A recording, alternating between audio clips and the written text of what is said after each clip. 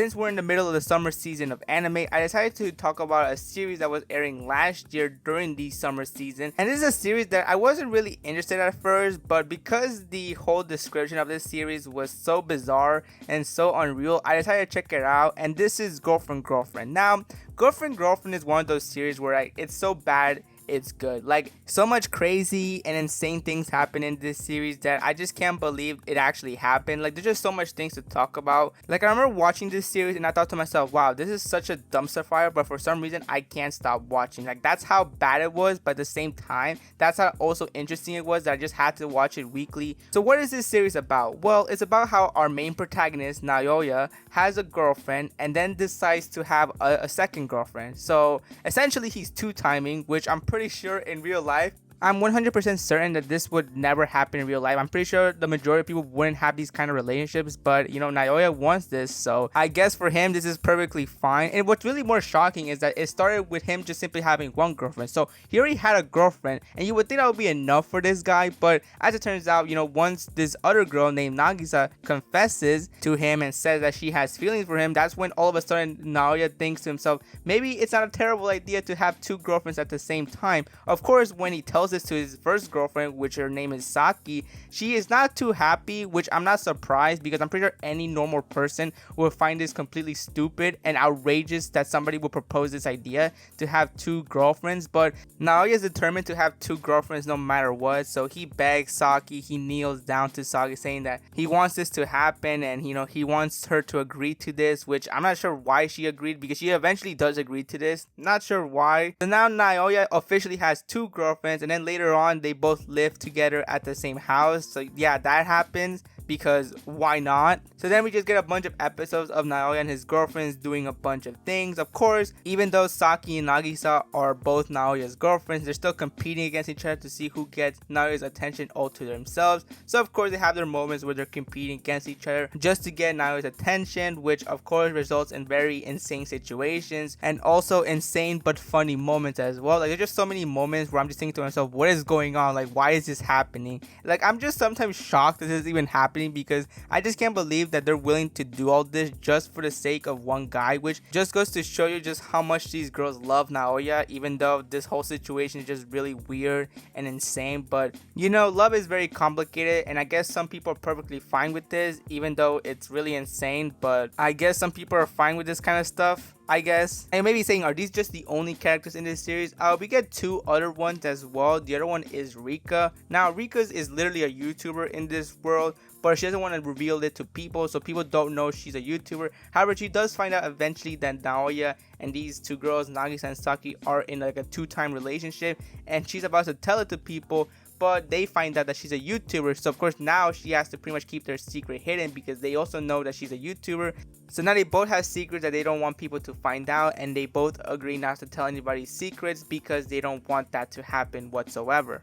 And then for some reason, Rika decides that it will be a good idea to tell Naoya that she wants to be his third girlfriend, which when I saw that, I was like confused and shocked as to why she even made that proposal. But I guess, why not? Let's just have a third girlfriend for Naoya. But surprisingly, Naoya rejects her, which not only shocks Saki and Nagisa because they see Rika as a very attractive girl and they're worried that Naoya might say yes, but he says no. And then this is where Rika is surprised and she refuses to accept that. In fact, she's so determined to be Naoya's girlfriend that she'll do anything for Naoya to fall for her, because she believes that she's very attractive and there's no way a guy will reject her. So now we have this whole plot of Rika wanting to become Naoya's third girlfriend because she wants to prove that no guy will ever reject her, and she's not going to let this rejection slide, which just goes to show you just how insane and messy this whole series is. Like, I don't need to tell you more as to why this series is like a massive dumpster fire, but overall I think it's a very entertaining anime. Like, even trash anime can be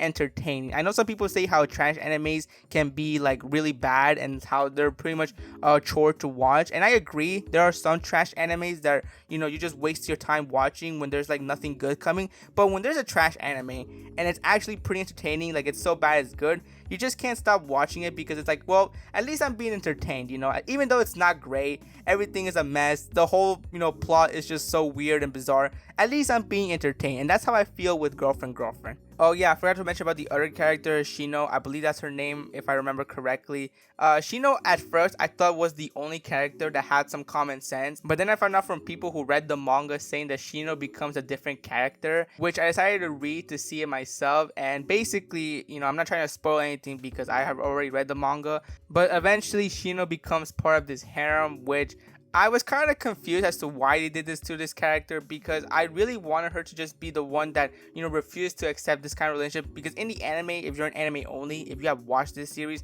she is against this. Like, she later on finds out about this relationship and is against it, but it seems that moving forward, like, she completely changed, and for some reason now she's part of this harem. So there is that. And overall, like I said, this whole series becomes a mess later on. In the manga, it gets even worse. Like, it gets more insane. There's a lot of more events that happen that just, like, makes you wonder what is happening. But I can appreciate that. I think the show itself knows that it's not supposed to take itself seriously. Like, it's not trying to be serious. There's no like serious plot, no serious moment. I think the show realizes what it is and not trying to be too serious, because sometimes with these bad animes, what they tend to do is they try their hardest to be good. They try so hard to show that they're actually a good anime when in reality they're not. But this anime is completely different because they're not trying to hide the fact that, yeah, this is an insane plot, this is bizarre, this whole situation is really just weird and insane, but they don't hide it. They just show it. They just show how insane this whole situation is. And I also appreciate how the main protagonist, Naoya, is honest. Like, yeah, I know this whole situation is messed up and this is something that nobody normal would ever do, have two girlfriends at the same time, but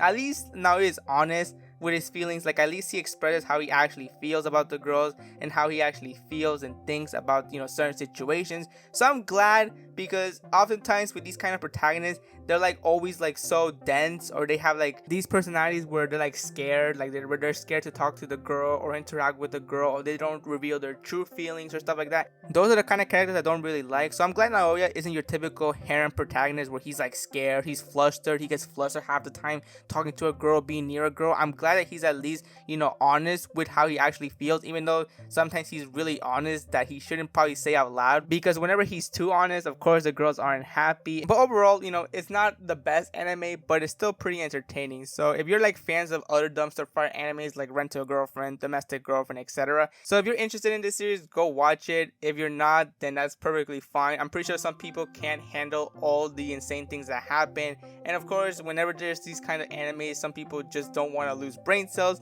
which is perfectly understandable. I can understand why some people aren't huge fans of these kind of animes. But to be honest, if there was ever a season 2, which I wouldn't be surprised, because now, especially this year, it has shown that anything could get a season 2 no matter what. Like, I'm pretty sure any series, no matter how old it is, could get a season 2 or a season 3 or whatever. But if there's ever a time where they do announce that there is going to be a Girlfriend season 2, I would watch it. That's how, entertaining it was. Sure, it's not the greatest anime, but at least it entertained me. So yeah, that's pretty much the entire video. Hope you enjoyed it, and I'll see you next time.